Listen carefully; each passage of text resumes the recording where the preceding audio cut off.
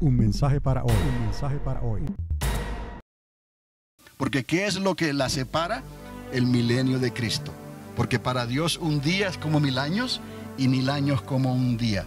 Entonces la ciudad vendría viajando en un día para ella, 1000 aquí en la tierra para el Señor y nosotros que estaremos reinando juntamente con Cristo. Entonces eso es algo para pensar también cuando pensamos ahora en la ciudad celestial. Y recuerde, esto no es nada nuevo. Esto es la promesa que se le dio a Abraham. Él estaba buscando esa patria. Para eso él siguió hacia Canaán. Él no sabía exactamente cómo se iba a desenvolver todo esto, pero él le creyó a Dios y dejó su parentela, dejó Ur de los Caldeos, salió con su padre. Y de ahí en adelante él lo puso todo en las manos de Dios y comenzó a hablar de un solo Dios, Abraham. El primero que Dios llamó públicamente y comenzó a hablar de un solo Dios. Entonces, no es nada nuevo. En el libro de Hebreos se nos menciona los grandes héroes de la fe, como ellos esperaron y no los recibieron también. Y se menciona a Abraham también. O sea que no estamos hablando en realidad de algo completamente nuevo, sino que nosotros debemos de estar ya predispuestos ya a que esta nueva ciudad, esta ciudad celestial, esta es nuestra patria. Por eso el Señor dijo que estamos en la tierra, pero no somos de esta tierra. Estamos aquí, nuestra ciudadanía está en los cielos. ¿En dónde? En esta ciudad. Suponiendo, ¿no?, que es esta ciudad, vamos a decirlo a manera de ilustración, porque sabemos que la ciudad es a manera de cuadro, un cubo, un cuadro, alta y cuadrada, de ambos de lados son de la misma dimensión, longitud. Entonces, esa va a ser la ciudad que va a venir del cielo, ¿no? Entonces, esa es nuestra ciudadanía, ahí está nuestra patria, nuestra ciudad. Y entonces, por el mismo libro de Apocalipsis, sabemos entonces que ahí se manifestará entonces ese árbol de vida y ese río de Dios, eternamente y para siempre. Entonces, nada más quería dejar esta diapositiva, la guardé en la computadora y la voy a tener ahí. Si alguien luego quiere quizás dialogar un poquito más sobre esto, lo podemos hacer en cualquier momento. Y recuerde que comienza con un caballo blanco y un jinete y termina con otro caballo blanco y otro jinete, que tipifica a los árabes, a Ismael obviamente, y obviamente es Cristo, ¿no?, de la descendencia de Jacob. Entonces esto también nos muestra que Dios está en control y que a pesar de todo esto que va a ocurrir durante este tiempo, el Señor ya tiene lo que Él va a hacer cuando Él ponga sus pies sobre el monte de los olivos. No obstante, esto traerá quizás un cierto trueque o arreglo a manera de quizás lograr la paz del conflicto actual con los palestinos. Cómo se va a dividir la ciudad de Jerusalén, cómo se van a dividir las fronteras de Israel, qué es lo que actualmente se está trabajando, qué es lo que va a ocurrir. Y quizás esto pues sea un levantarse del pueblo árabe con una solución aceptable para los judíos, que los llevará a un tipo de contratación por un tiempo, que entonces le dará el lugar a la manifestación de ese terrible y segundo anticristo que se manifestará aquí en esta tierra junto a ese falso profeta, y ambos tomarán las riendas políticas, sociales y económicas de la sociedad. Y estamos hablando que vemos en los libros que hablan proféticamente de este tiempo final. Digo libros porque no es solamente Apocalipsis, sino también el libro de Daniel, que hay una confederación de naciones que se ve que es democrático, no es completamente dictatorial hasta el final del tiempo. Entonces son 10 dedos de los pies que son de barro mezclados con hierro, Y eso ya se ha determinado que son gobiernos.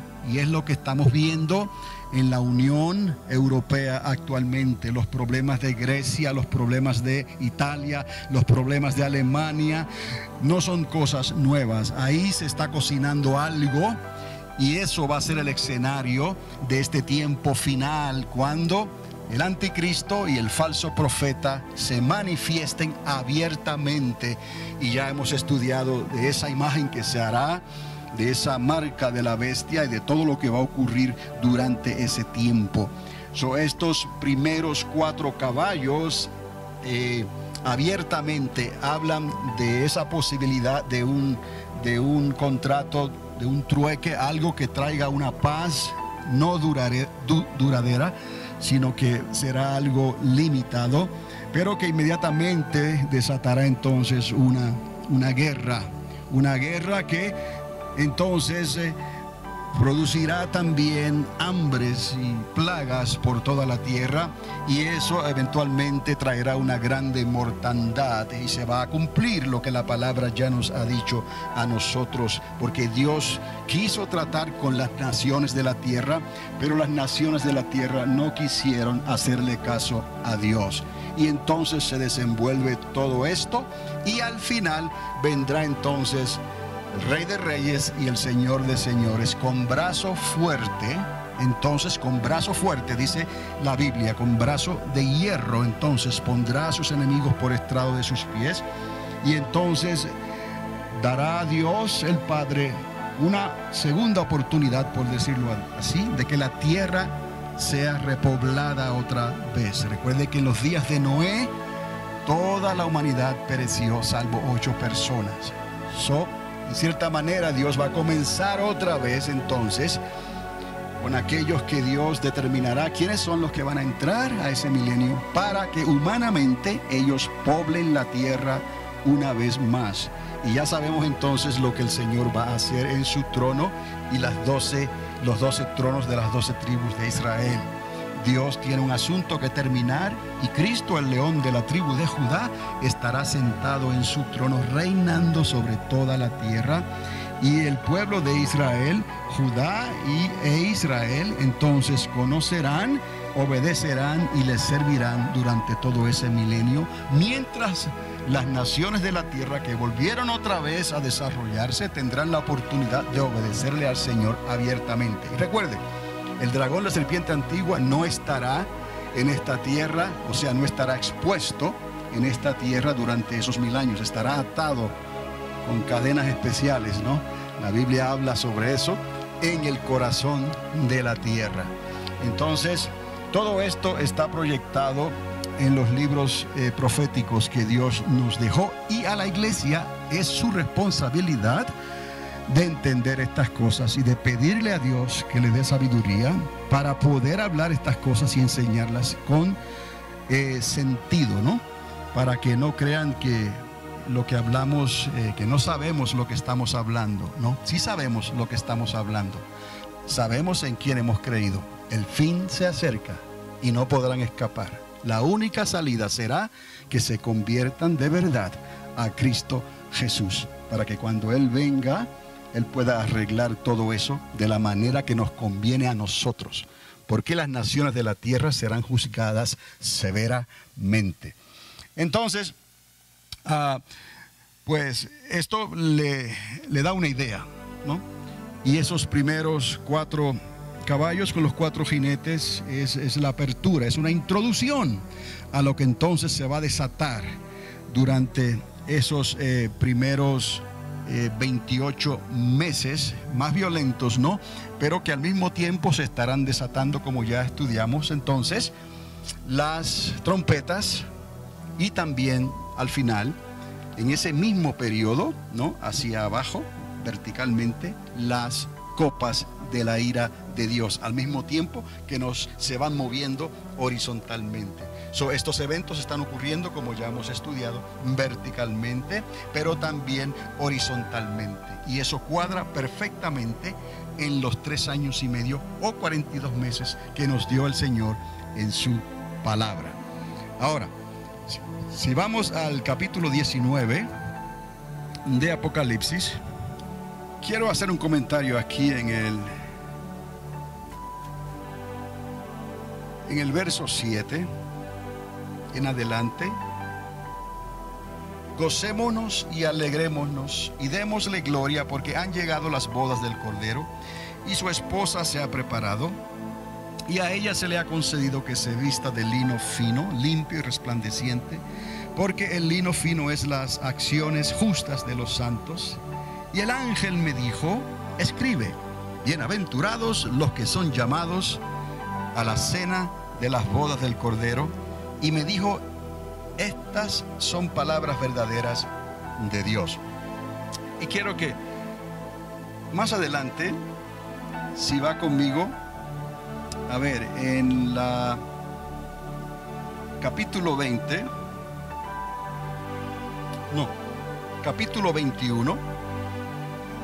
para que quiero hacerles una conexión aquí, porque ya hablamos y hice el comentario de en qué momento es que estas bodas entonces más probablemente van a ocurrir: al principio del milenio, al final del milenio.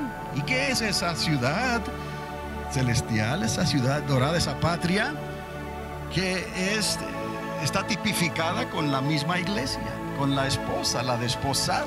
O es una ciudad o es la iglesia. Entonces les hablé de la manera de ver también esto, como si Dios el Padre le diera esto al Hijo como un regalo de bodas. Entonces solamente quiero que haga esta conexión. En el verso 9 a la mitad dice: ven acá y yo te mostraré a la desposada. ¿A quién? A la esposa del Cordero. Y el verso 10: y me llevó en el espíritu a un monte grande y alto, y me mostró la gran ciudad santa de Jerusalén, que descendía del cielo de Dios. Otra vez: ven acá y yo te mostraré la desposada, la esposa del Cordero. ¿Está conmigo? Ven y te mostraré. ¿A quién? A la desposada, que también es ¿quién? La esposa del Cordero. Inmediatamente en ese versículo sigue: y me llevó en el espíritu a un monte grande y alto, y me mostró la gran ciudad santa de Jerusalén, que descendía del cielo de Dios. Otra vez: ven acá y yo te mostraré la desposada, la esposa del Cordero. Y me llevó en el espíritu. ¿Qué va a hacer el Señor? A mostrarnos ¿a quién? A la desposada. ¿Y cómo lo está haciendo? Nos lleva o llevó aquí a Juan en el espíritu a un monte grande y alto, y le mostró la gran ciudad santa de Jerusalén, que descendía del cielo de Dios. Cuando está hablando de la desposada y de la esposa, en realidad no hay por qué confundirse. Aquí Dios está mostrándonos a nosotros que la iglesia y esa ciudad están relacionadas de alguna manera. Pero lo que quiero que usted se dé cuenta, que quien une aquí todo es el Señor, es Cristo. Porque recuerde, en esa nueva ciudad no habrá necesidad de sol. ¿Vio lo bonito que se ve la luna llena o casi llena en esta noche? Hoy es luna llena. ¿Vio lo bonito que se ve todo esto? Dice la palabra que no habrá necesidad de sol. O sea que eso también nos deja pensar que ese universo o esa nueva creación que Dios va a hacer quizás sea una creación diferente, un universo diferente como el que conocemos hoy, porque no habrá necesidad de un sol, porque el Señor mismo nos alumbrará. La luz de Dios, ¿ves? Esa luz inaccesible que habla el apóstol Pablo, esa luz nos estará alumbrando en esa nueva ciudad. Recuerde, cuando Cristo está en su milenio, en su trono, Él está reinando como el león de la tribu de Judá. No puede estar reinando en su gloria plena, porque los mortales que todavía están en la tierra reproduciéndose durante ese milenio no podrían vivir para contarlo. Nosotros sí, porque nosotros tenemos ya cuerpos glorificados.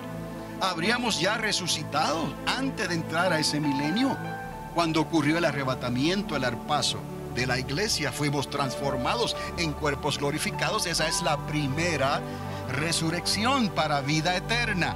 Eso con nosotros no habría ningún problema, pero pensamos, ¿no?, en estos momentos, porque aún la gloria de Dios no se ha manifestado como es Dios antes de la creación.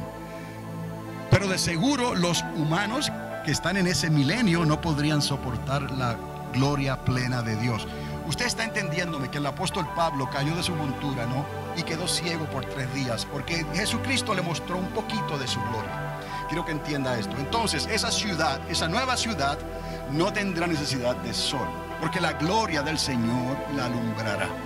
Entonces, quiero que note esto para entonces apoyar la idea, el pensamiento de que posiblemente estamos hablando de una celebración de bodas ya cuando el Señor haya reinado en su milenio, haya puesto a todos sus enemigos por estrado de sus pies. ¿Por qué digo esto? Porque al final del milenio el diablo, la serpiente antigua, será suelto por un poco de tiempo y logrará convencer a una gran multitud de seres humanos, y se levantarán como la arena del mar, dice la Escritura, contra Jerusalén, contra el Cordero de Dios y contra nosotros. Pero en este caso, el Cordero no tendrá que hacer nada, el león de la tribu de Judá no tendrá que hacer nada, ni nosotros tampoco, porque el Padre hará descender ¿qué? Fuego del cielo contra los habitantes de Gog y Magog, y da los nombres. Entonces, inmediatamente después vendrá el cielo nuevo y la tierra nueva, y los libros serán abiertos. Entienda, entonces es que va a descender la ciudad celestial. Entonces, tomando esto en cuenta como evidencia circunstancial y la evidencia que el Señor nos da en su palabra, pudiéramos pensar nosotros que esas bodas, esa celebración va a ser entonces cuando esta ciudad descienda. Y hasta podríamos ver la posibilidad de que esto simbolice en cierta manera como el regalo del Padre al Hijo, porque está con la desposada, nosotros, la iglesia, dentro de esa misma ciudad, pero que no tendremos necesidad de un sol, porque nuestro Señor Jesucristo mismo nos alumbrará. Calles de oro y ¿qué? Mar de cristal. Entonces, estoy hablándoles esto porque esto lo podemos nosotros ver y poner en cierta perspectiva, como que es factible, o es posible, mejor dicho. ¿Me está siguiendo? Que decir, pues la boda es tan pronto, ¿no? Armagedón, y ya nos sentamos a la mesa y celebramos las bodas. Cuidado, tranquilo, vamos a ver toda la suma de la palabra es la verdad.